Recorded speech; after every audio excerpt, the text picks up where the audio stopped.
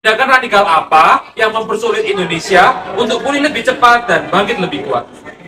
Menurut saya tindakan-tindakan itu seperti tindakan provokasi dan intoleransi yang dilakukan oleh ormas-ormas seperti misalnya HTI ataupun FPI. Nah, tindakan-tindakan radikalisme ini mengakar dari adanya paham radikalisme. Secara etimologi, radikalisme berarti radix yang artinya mengakar, dan isme yang berarti paham atau kepercayaan. Jadi secara keseluruhan pengertian dari radikalisme itu paham yang menghendaki perubahan-perubahan walau dengan cara kekerasan.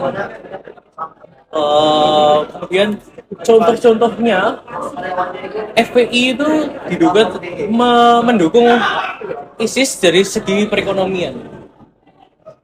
Mungkin menurut kamu Kalau tadi soal FPI ya, FPI selain mendukung dari segi kayak perekonomian, dia juga pernah melakukan tindakan yang menurut saya tidak cocok dengan kondisi pandemi saat ini. Misalnya penjemputan Habib Rizik yang mengharuskan 30.000 orang datang ke jalan berkerumun dan beberapa dari mereka tidak pakai masker.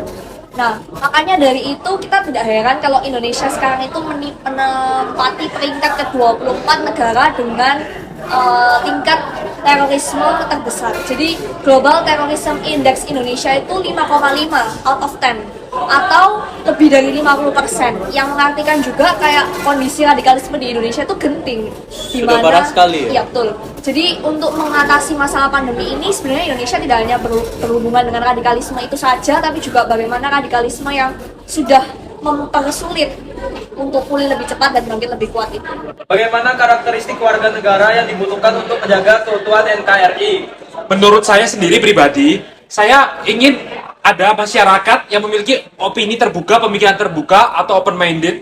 Jadi ada orang juga bisa menjaga toleransi antar umat beragama. Saya ambil kasus contoh Rianto. Jika kalian tahu Rianto, dulu ada di Gresik di gereja Ebenezer pada tanggal 24 Desember tahun 2000. Dia rela menjadikan dirinya sendiri itu tameng untuk melindungi umat beragama lain, yaitu umat Kristiani, dari serangan bom yang dilakukan oleh orang-orang oknum-oknum yang tidak bertanggung jawab.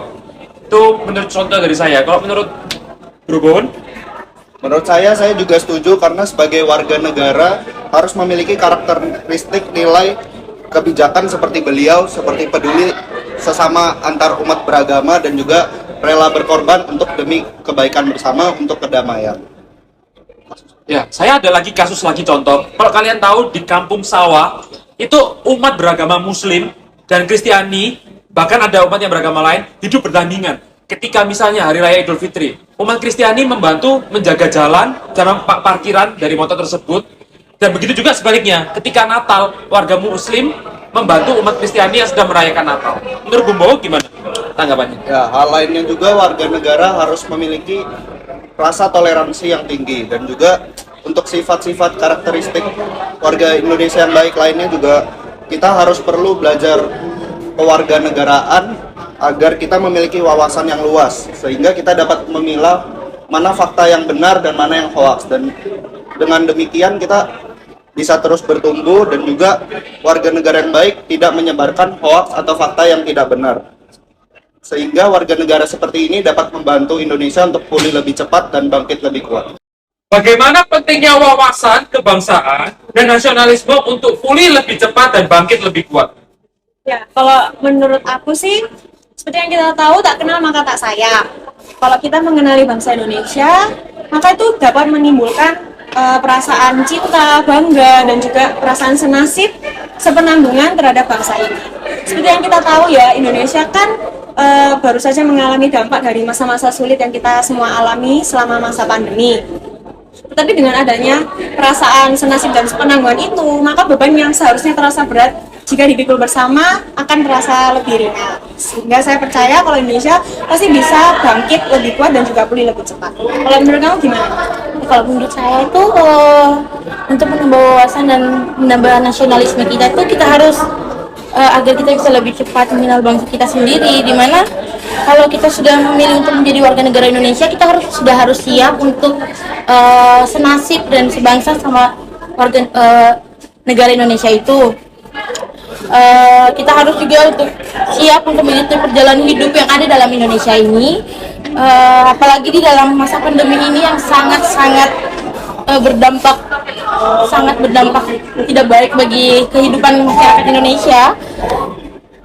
Di mana kita harus Indonesia untuk dapat pulih lebih cepat dan bangkit lebih kuat itu semua tergantung dari kesadaran kita masing-masing, di mana kita itu harus tetap mengikuti peraturan-peraturan yang ada di dalam Indonesia itu dan yang sudah diatur oleh pemerintah, sehingga kita bisa dapat pulih lebih cepat dan bangkit lebih cepat.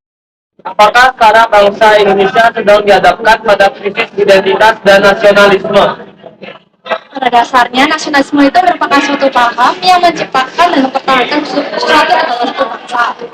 Perlu diketahui bersama bahwa FPI itu merupakan organisasi yang bertujuan untuk menyebarkan ajaran-ajaran Islam radikal. Dalam pelaksanaannya, FPI ini pernah melakukan suatu tindakan yang melanggar ketertiban umum dan bertentangan dengan hukum, yaitu penjemputan Habib Rizik yang mengakibatkan kerumunan massal pada masa pandemi tersebut. Seharusnya ketika melihat permasalahan tersebut, FPI itu membubarkannya, tetapi karena mereka tetap bersikeras untuk melanjutkan agendanya, mereka malah membiarkannya. Sehingga dapat dikatakan bahwa FPI ini dapat mengancam keutuhan suatu bangsa dan nasionalisme suatu bangsa karena hanya mementingkan kepentingan diri sendiri daripada kepentingan nasional.